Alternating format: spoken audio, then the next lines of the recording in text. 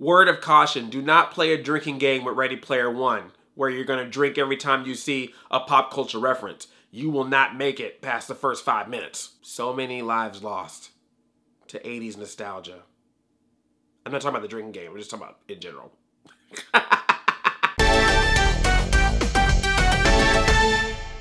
Hi, I'm Andre, I'm a black nerd, and this is a black nerd review talking about Ready Player One. Yes, this movie is filled with pop culture references and nostalgia and all that good geeky stuff. Nostalgia heartstrings, it got me. The nostalgia got me, I'll be real with you. I felt it, I was all like, ooh! It's beautiful looking, it's fun, it's vibrant, it's colorful. I did enjoy the movie, I had fun with it. I loved all the pop culture references in it. It was a lot of fun seeing some of my favorite characters from the past and the present coming together in one movie. You don't see that very often. I mean, this movie is all about celebration of geek culture and pop culture. Does it ever go too much into it? No, actually it doesn't. I've heard that, I guess that's how the book is. I have not read the book. I'm only basing this on the movie itself, but I felt like it was just enough. As a matter of fact, and I'll get to this in a little bit, I think it could have even done more. And even though there's a lot of 80s throwbacks in this, I like the fact that they mixed it up and added some stuff from the 90s and added some stuff from the 2000s and even added some stuff from present day. You see like different worlds based on video games. You see different characters just walking around in the background. You see characters on screen at the same time that you never thought you would see before at the same time. There's DC characters in this. There's video game characters in this. There's no Avengers. There's no Avengers though. There's no Disney properties. Millennium Falcon is mentioned, but you don't see it. Someone just like, you want the Millennium Falcon? And someone else is like, you can do that? And I bet Warner Brothers was like, yeah, can we do that? And Disney was like, no, you can't. That's ours. You want the Millennium Falcon? You go see Solo May 25th. Ready Player Solo. But of all the pop culture references that they are allowed to use, it's great to see them all together. And it's really neat how they do it, because some of the characters are the full-on top to bottom characters, and a lot of times the characters are like avatars that just have costumes or outfits or weapons that are based on different things. Like, some people are going to be able to go real nitty gritty with stuff in this movie because they are just plastering so many different things as just background and decoration. You might see a belt with the Thundercats logo. You might see a lunchbox with Master of the Universe on it. Or you might see stickers all over someone Oasis VR headset from different companies and stuff. Same thing when you're in the Oasis. You see a lot of the main characters up front. You see a lot of just generic, regular avatars they made for the movie. And then every once in a while you might see Chun-Li or Lara Croft or a Battletoad, or even characters from Overwatch and Battleborn. There are characters from Battleborn in it. Do the Battleborn characters and the Overwatch characters ever talk to each other? Because that would be kind of awkward. And it's just enough to keep you like invested to see what's going on the screen, but not enough to take you away from the movie itself. The movie is still always front and center in this thing. Some of them, they're just like, it's there. And if you know what it is, then that's good for you. That's a little extra treat for you. But at the same time, if you don't know what that's based on, you're fine. There's some really cool scenes in this movie. There's a car race scene that happens pretty early on in the movie after they explain what the Oasis is and the future world that we live in, that dystopian future. And we see people going to the Oasis and they're doing this big race, and you see all these iconic cars in the race, and you see some iconic characters that show up on the racetrack. And that was really neat. That was a very cool part and a good like introduction of the world that we were in.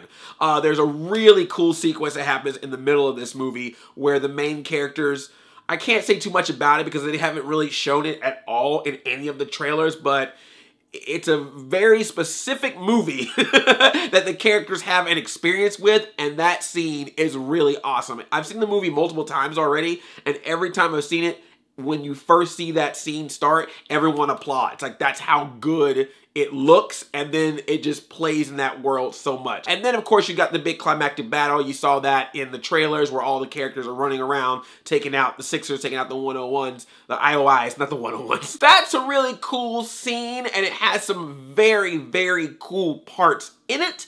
But that leads me into the one kind of issue that it has when it's dealing with these pop culture references and nostalgia. Because I think of movies like Who Framed Roger Rabbit, or I think about the video game scenes in Wreck-It Ralph, or you think about Lego Batman movie and how they brought all the villains from the Phantom Zone. This is gonna sound silly, but I'm just speaking truth here. Even cartoon all-stars to the rescue, Bugs Bunny and Daffy Duck and Alf and Slimer and Michelangelo and DuckTales, Huey, Dewey and Louie and the Chipmunks and the Smurfs and Garfield and Winnie the Pooh all hanging out together and interacting with each other to tell these kids don't do drugs, which the kids are probably already tripping out because they're like, I must be on some good drugs if I'm seeing all my cartoon characters in front of me. If that show can do a good job in connecting all the different characters together and make them interact, I wish I could have seen more of that in the movie. There's this one scene you probably saw in the trailer where you saw like Chun-Li and Tracer from Overwatch running side by side, which is cool, but how much cooler would it be if Chun-Li did like a spin kick to one of the bad guys, knocked him in the air, and then Tracer does a chime jump and zaps him and brings him back down, and he gets stepped on by the Iron Giant. Like a combo. Like they're always here, here, here, here, and here, and I want them to be like, yeah. It's really cool that all of them are there. I love that, but we're now in the days of fan fiction and comic book crossovers. Freaking Scooby-Doo and Supernatural are about to have a special come on as I'm filming this thing. So it just would have been cool that the movie played more into what they had the opportunity to play with. It was great what they did. I would like to have seen more. That's all. And I think part of that goes into the people behind it. You got Steven Spielberg, who's a great director. You got the writers, including the author of the book, and they're great, but let's just be real. They're a little bit older. I think it would have been kind of cool if you had someone who knows video games or someone who knows pop culture to the point where they would know how to really play around with the pop culture characters they had, to know what kind of combinations of characters working together on screen would be cool enough to contribute to us having a nostalgia fangasm. You got this character and this character, oh, you gotta put them together. That's gonna be cool for people. If they ever decide to make a Ready Player 2, I hope that's something that they consider. But when the movie does realize that it's a good idea to mix characters together, man, is it awesome. There is one scene in particular where 3 giant things kind of fight. One thing fighting a second thing, and then a third thing comes in to help out the first thing fight the second thing. That part, when you know it when you see it, that part is like, damn, that's exactly what I want to see in this movie. That's what I came here for, and that is great. Oh, that part. Oh my gosh, it was so good. And then there's a scene where everyone's running and they're like, first to the key or whatever. And you see like these quick shots of all these different characters together. Like, that's cool. There's a moment with a specific horror movie character. You may have seen him in the trailer, but his part is awesome. And it leads to one of the best lines in the movie as well.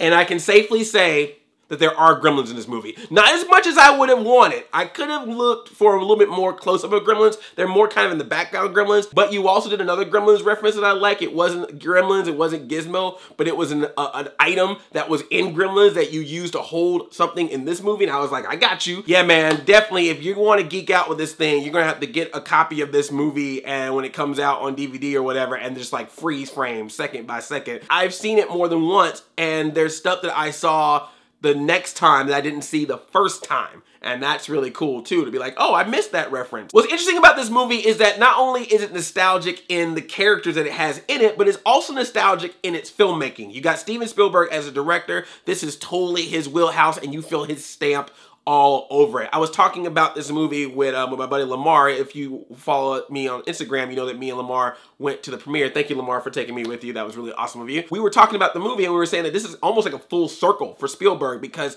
he started out in some of his earlier films making these types of movies, these young adult adventure type movies where either he was director of it himself, or it was under Amblin, or he was involved as a producer or whatever, and someone else was directing it, but still kind of had his style. And this movie feels like it has that too, and you can kind of sense that. Those types of films where it's the younger people trying to take out the establishment, trying to stop the bad business guys to keep their precious thing that they like, in this case the Oasis, the way that it is, and not get it corrupted. The adventure element and solving the clues and finding the keys and figuring out the puzzles and all that kind of stuff. So it was kind of a cool feeling to being like, oh, this kind of feels like a classic 80s movie, but just done in present day. That's what's really good about it. That also leads to a couple of the movie's issues, because sometimes it plays so much like an 80s film that you start getting some of those tropes of 80s films. Like, for example, the setup of casting. You got the white lead, the love interest, and the wacky cast of minority sidekicks taking on an evil corporate businessman who's just there to be like, I'm evil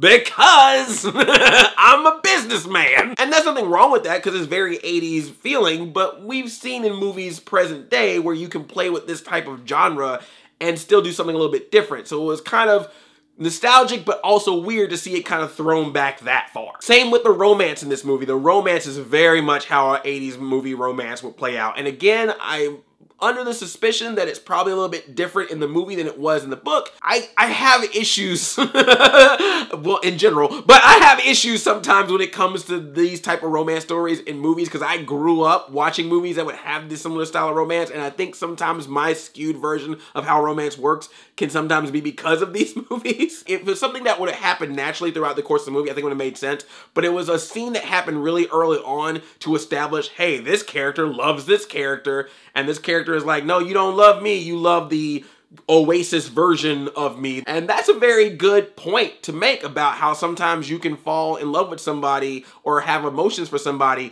over the internet, or over, you know, whatever it is, an avatar, a game, a YouTube video, whatever, and then you don't realize that that's not the full 100% them. And the movie like kind of tries to teach that lesson, but then also doesn't teach that lesson. And then they try to teach you this lesson about how you should enjoy real life, but the whole reason why everyone's winning in this thing is because they did not live in real life and learn all these pop culture things. So it's like, we don't need a lesson.